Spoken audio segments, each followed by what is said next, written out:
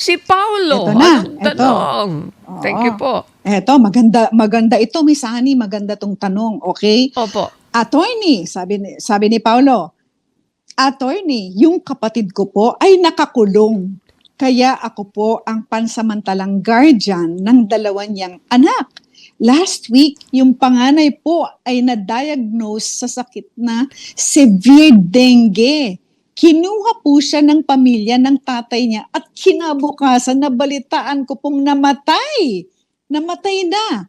Noong nakaraang araw naman po ay nagka-dengue rin po yung isa na pamangkin at gusto rin pong kunin ng pamilya ng tatay niya. Kaya gumawa po yung kapatid ko ng authorization letter para daw ako ang maging pansamantalang guardian ng bata. Sapat po ba yun para mapigilan yung pamilya ng ama niya na kunin ang bata sa akin?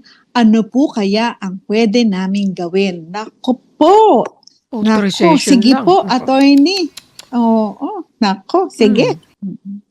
Attorney. Una, doon po sa issue ng guardianship, korte po yung nagde-determine yan.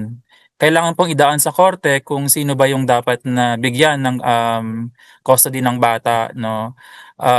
Hindi po pwede na mere authorization letter lang yung basis noong pag-exercise ng guardianship.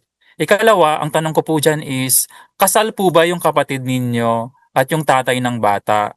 Kasi kung kasal po sila, ibig sabihin, shared po yung parental authority.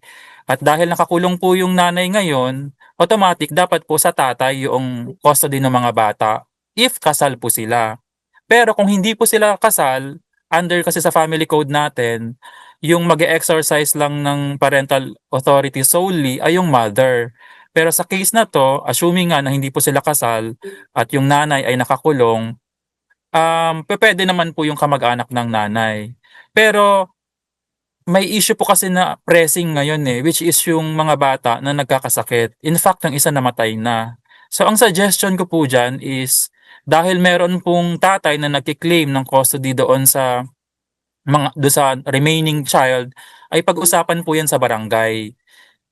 Dahil may dengue po yung bata, I do not suggest po na dalhin pa sa korte para doon i-determine kung sino ba dapat ang mag-exercise ng custody. Doon na lang po sa barangay. No, doon po i-determine kung si kanino bang custody mapapabuti yung bata, no? Doon sa mga custody cases na pinag-uusapan natin, ang rule po kasi diyan is best interest of the child. I-point out lang po natin, no, na if tama yung pagkakaintindi ko, nung nasa custody pa lang ni Sir Paulo yung dalawang bata, nagka-dengue na. So i-consider natin yun na sino ba yung may pagkukulang, no? Madumi ba yung bahay, madumi ba yung kapaligiran, napapabayaan ba? So isipin natin na yung issue ng guardianship or custody, hindi lang dahil gusto ba ng nanay or kanino ba talaga mapapabuti yung custody ng bata. So yun po yung isettle sa barangay. Okay. Ang guardianship, Attorney Dot, sa natutunan ko, sinisettle sa court. Yung a mere authorization, hindi pwede. Pero sa usapang ito, dahil may dengue, di ba po, may problema na kailangan agaran ng tugunan, ay dapat dalhin ito sa barangay. Ano po? Dalhin sa barangay. Yung barangay po ba makakapag-decide niyan sa lalong madaling panahon? O magbibilang din sila ng araw po, attorney? Ano yung policy sa barangay? You decide this within the day? Ngayon din, pagdala ng usapin, dapat i-decide niyo po ito, Attorney Noliver? Usually po, Miss Annie, may 3 hearing po sa barangay. Then kapag hindi po talaga nagkaroon ng settlement, saka po mag-i-issue ng certificate to file action yung barangay. So yun nga po, as much as possible, unang hearing pa lang, dapat magkaroon na ng kasunduan. Kung maipaliwanag ng ama o tatay ng mga bata na dapat sa kanya yung yung custody ng remaining child, mag-decide yung barangay. Pero kung talagang ipilit noong family nung nanay na sa kanila, mukhang darating po sa point na korte na po ang bahala dyan mag-decide. Okay, Pero yun nga Attorney po, ang Noliver, problema yes. is may pressing issue po kasi. Okay, may pressing issue. Thank you for that, Attorney Noliver. Attorney Dot, kayo naman po. Thank you. Okay. Okay, Miss Annie, napakaganda ng pinoint out ni Attorney Noliver eh. Kasi unang-una, bakit nga nagkaroon ng dengue yung dalawang bata? Di ba? Na nandun dun sa kapatid ng nanay. Okay? Pero mukha namang, yung kapatid ng nanay, mukhang mahal naman niya yung mga bata. Kaya gusto nga niyang ipaglaban.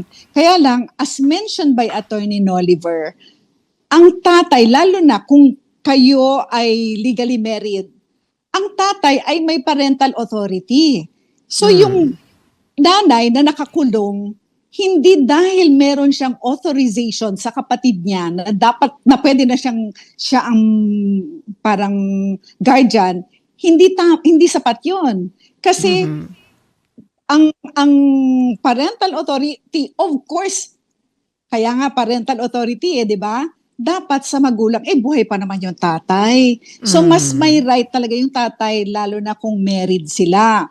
Pero sa ngayon, merong emergency.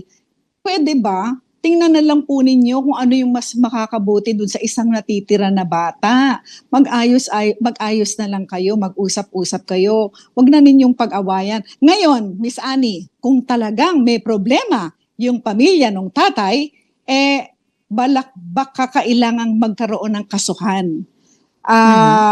Ang pwedeng gawin nitong kapatid ay mag-file ng petition for guardianship at sabihin doon sa korte na ito, yung pamilya ng tatay, mga walang kwenta yan, mga lasenggo, mga nagda-drugs, i-prove mo yan sa court. And then, sasabihin ng court, oo nga, mas mabuti na dito na lang sa uncle o sa auntie na binigyan ng authorization. Kasi sabi nga ni attorney, it's always the best interest of the child that will be taken into consideration. So, as of now, mas may karapatan ang tatay kasi Okay. siya ang may parental authority.